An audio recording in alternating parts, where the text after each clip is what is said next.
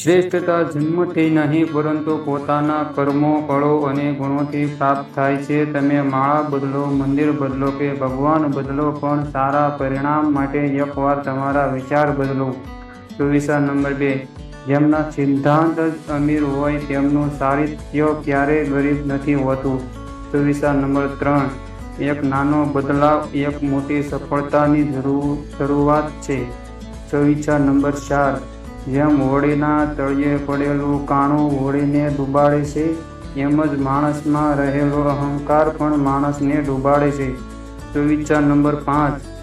પગ પર લાગેલો ઘાવ સંભાળીને ચાલતા શીખવાડે છે અને દિલ પર લાગેલો ઘાવ સમજદારીથી જીવતા શીખવાડે છે. સુવિચાર નંબર 6. પાણીનો દુષ્કાળ 1 વર્ષને અસર કરે છે, પરંતુ સંસ્કારનો દુષ્કાળ આખી પેઢીને અસર કરે છે. સુવિચાર નંબર 4. પોતાની ક્ષમતા ઉપર શંકા કરીને વ્યક્તિ સફળ થવાની સંભાવના પણ ખતમ કરી દે છે. સુવિચાર નંબર 8. તક આવે છે ત્યારે નાની લાગે છે, જતી રહે છે ત્યારે મોટી લાગે છે. જો તમે અમારી ગુજરાતી સુવિચાર ચેનલમાં નવા હોવ તો ચેનલને સબસ્ક્રાઇબ કરવાનું અને લાઈક કરવાનું ભૂલશો નહીં.